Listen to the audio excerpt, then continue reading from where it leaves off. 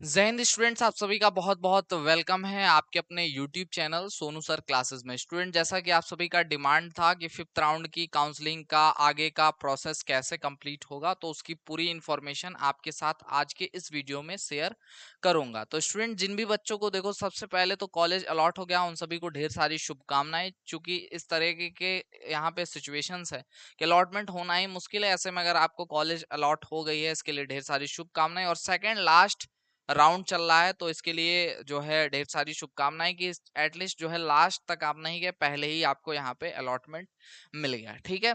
दूसरी बात, यहाँ पे आपको फ्लोट करने का ऑप्शन नहीं है, सभी बच्चे फ्रीज हैं। और ये मैंने कल ही जैसे ही डिक्लेयर हुआ था रिजल्ट, तभी आप लोगों को इसकी इंफॉर्मेशन दे दी थी।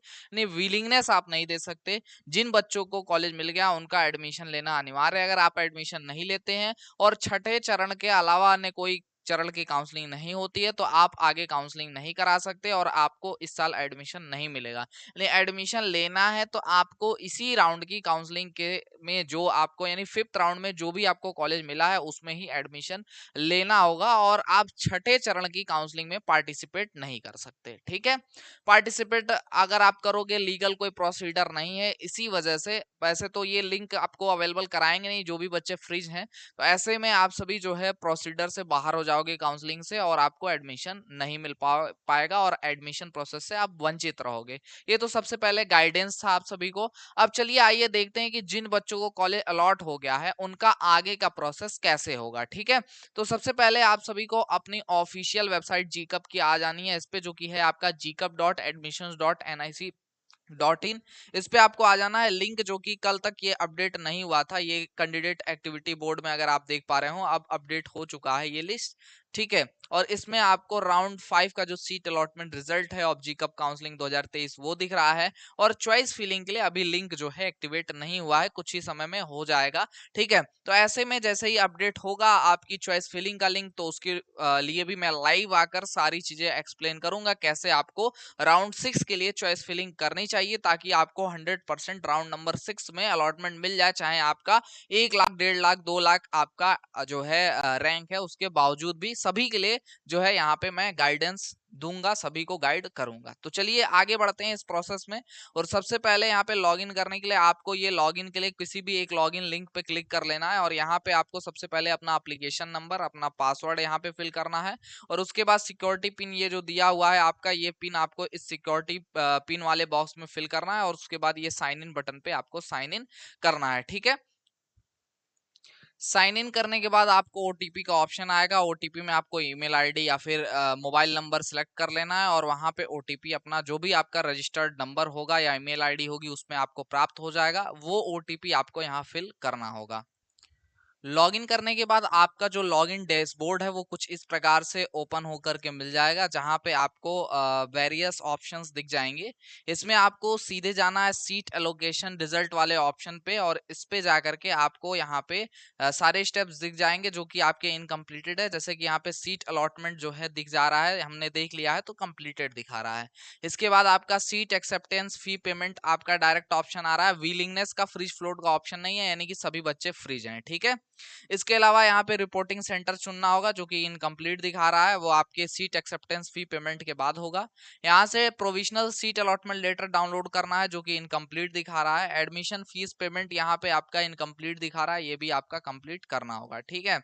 तो ये आपका प्रोसेस है। इसमें आपका बताया जा रहा है कि 3,250 रुपए सबमिट करने के बाद और अपना डीवी सेंटर चुनने के बाद आपको ये सारे डॉक्यूमेंट जो है लेकर के जाने होंगे अपने डीवी सेंटर पे, और अपना डॉक्यूमेंट वेरीफाई कराना होगा। 12 सितंबर की शाम 5 बजे तक आप करवा सकते हैं, ये इंस्ट्रक्शन यहाँ पे दिया जा रहा है। इसमें दिखा जा रहा है, if you fail perform above activities your allotted seat will be cancel and you will be debarred up to fifth round की counselling. You may again participate in extra round of counselling. Round extra round में मतलब sixth में participate करने में जो है नहीं participate कर सकते हैं। इसके आगे अगर बढ़ता है ये काउंसलिंग प्रोसेस, तो आप पार्टिसिपेट कर पाओगे, क्योंकि यहाँ पे जो आपका सीट जो है चॉइस फिलिंग करने का जो मौका है वो नहीं दिया जा रहा है, और प्रॉपर फ्लोटिंग का ऑप्शन नहीं दिया जाएगा।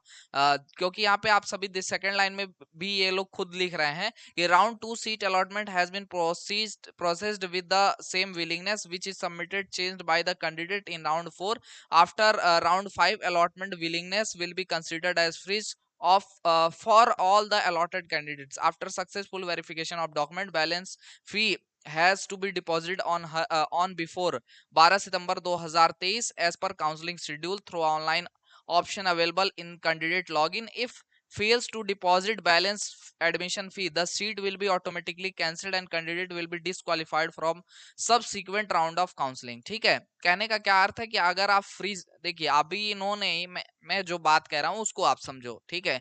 ये कह रहे हैं कि डिबार्ड फ्रॉम जो है debarred up to 5th round of counselling. फिर यही चीज इन्होंने नीचे लिखा है कि अगर आप यहाँ पे बैलेंस फी डिपॉजिट करने में या आगे का जो भी प्रोसेस है डॉक्यूमेंट वेरिफिकेशन का, अगर उसमें आप फेल होते हो ना, यहाँ लिखा हुआ है automatically cancelled your seat, the seat will be automatically cancelled and candidate will be disqualified from subsequent round of counseling। यानी कि जितने भी आगे की काउंसलिंग है उन सभी में से आप जो है यहाँ पे डिबार्ड कर दिए जाएंगे सब्सिक्वेंट राउंड की काउंसलिंग से, यानी आप बाहर कर दिए जाएंगे। यानी कि सिर्फ आपके पास ये राउंड में अगर कॉलेज अलॉट हो गया तो इसमें एडमिशन लेना अनिवार्य है और किसी भी दशा में आपको एडमिशन लेना ही होगा, ये चीज इन्होंने मेंशन कर रखा है, ठीक है।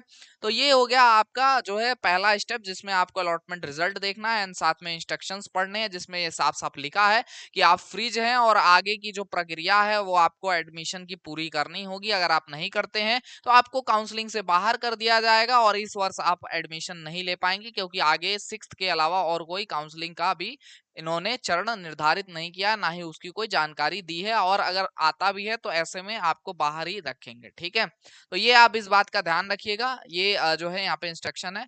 इसके बाद यानी कि एडमिशन आपको ले लेना चाहिए इस राउंड में, ये हमारा गाइडेंस है आप सभी को, ठीक है।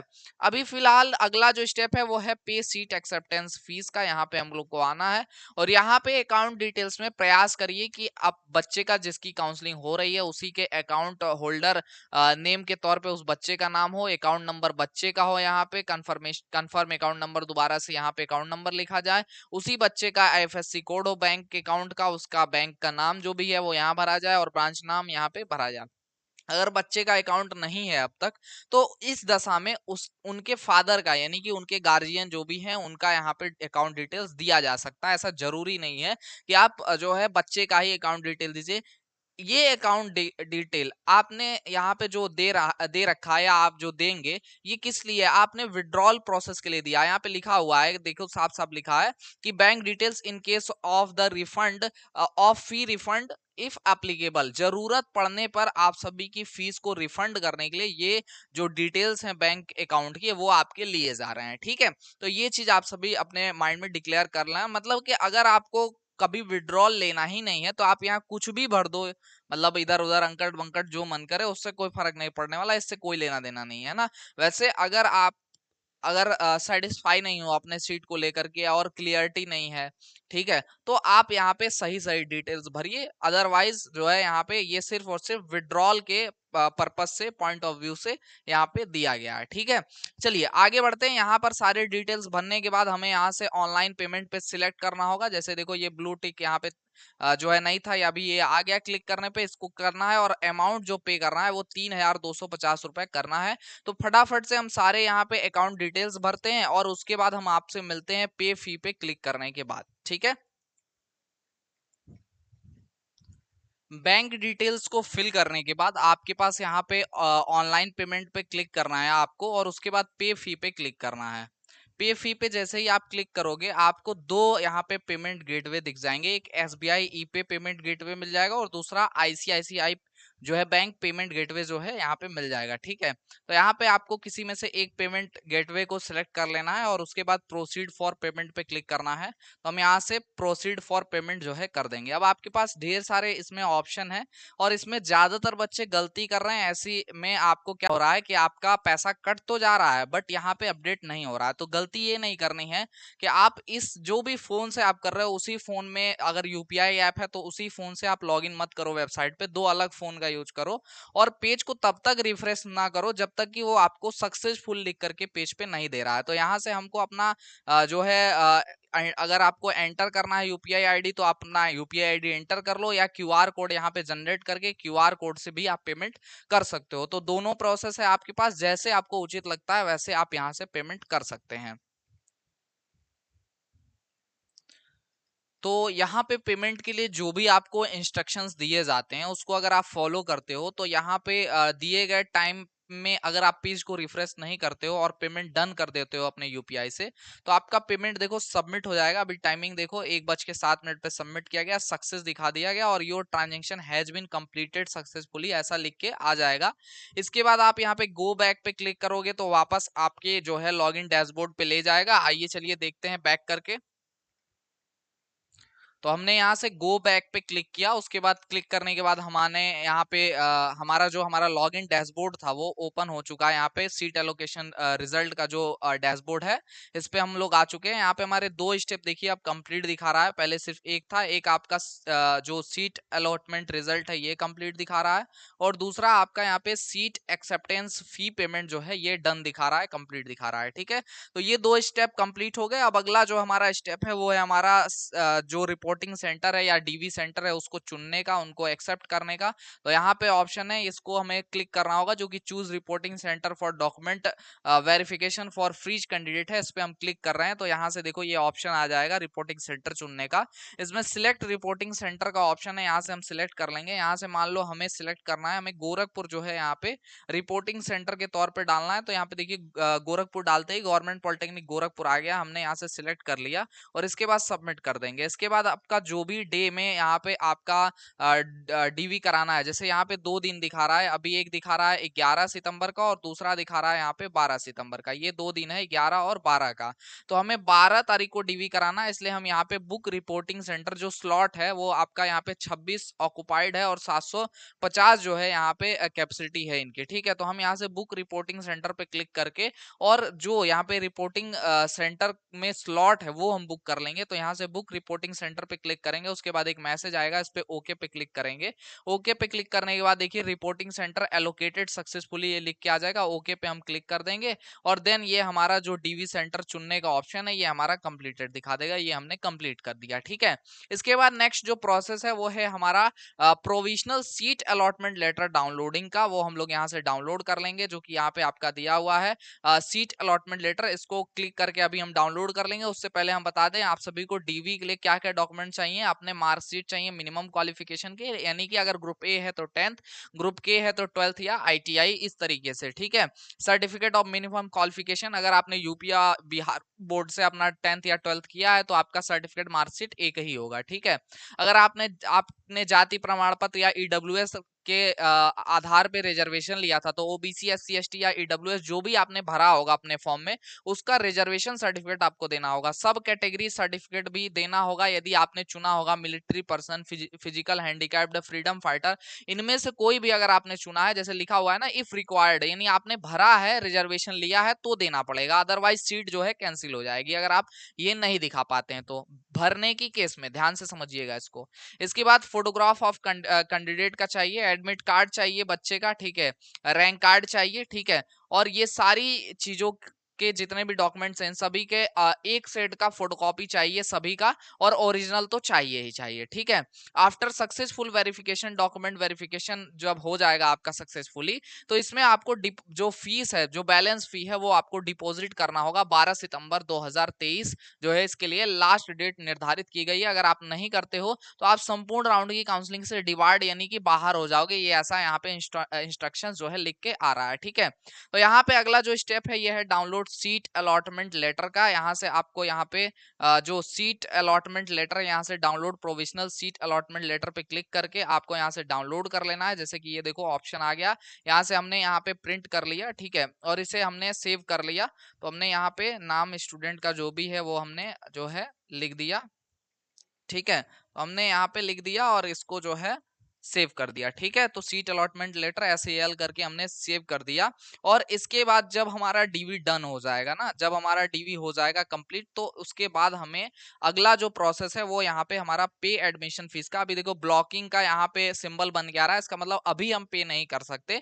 After document verification, successful document verification होने के बाद आप यहाँ पे एडमिशन फीस पेमेंट करोगे जो कि 7,370 है। और उसी सेम गाइडेंस के साथ जैसे अभी मैंने फी पेमेंट के लिए गाइडेंस आपको दिया उसी गाइडेंस के साथ यहाँ पे आप अपना फी पेमेंट करोगे और आपका इसी प्रकार से सारा प्रोसेस कंप्लीट हो जाएगा और आपकी सीट जो है कंफर्म हो जाएगी। आप इस बात का ध्यान रखिए, अगर आप 12 सितंबर की रात 12 बजे तक ये जो एडमिशन फीस का पेमेंट का ये जो इनकम्प्लीटेड दिखा रहा है, अगर ये इनकम्प्लीटेड रहा, चाहे आप पैसा दे दिए हो या ना दे दिए हो, मान लीजिए आपने पैसा दे दिया, आपके अकाउंट से कट गया, यहाँ अपडेट नहीं हुआ, तो भी आपकी सीट कैंसिल हो जाएगी। इसलिए ध्यान रखना है, ध्यानपूर्वक आप फीस पेमेंट करिए और यहाँ कंप्लीटेड दिखाना चाहिए। जब ये प्रोसेस कंप्लीटेड दिखा देगा, इसका मतलब आप 100% ये कह सकते हैं कि आपकी सीट कंफर्म हो चुकी है और अब आपको एडमिशन लेने से कोई नहीं रोक सकता। अब जाकर के आप अपने कॉलेज पे रिपोर्ट करके अपने एडमिशन से संबंधित जो भी प्रोसेस है उसको आप कंप्लीट कर लोगे। तो आई थिंक एडमिशन के लिए जितने भी प्रोसेस जो जो भी एक्टिविटी रिक्वायर्ड है वो सभी आपने अच्छे से समझ ली होंगी और इसमें कोई भी आपको डाउट नहीं रहा होगा। अगर आपको कोई भी डाउट है तो आप कमेंट बॉक्स में कमेंट कर दीजिए। जब भी हम नेक्स्ट टाइम लाइव आएंगे तो उस समय हम आपके जो भी डाउट है उसको क्लियर जरूर करेंगे। मिलेंगे किसी अन्य वीडियो लाइव सेशन के साथ, तब तक के लिए जय हिंद, वंदे मातरम। आप सभी स्वस्थ रहें, मस्त रहें।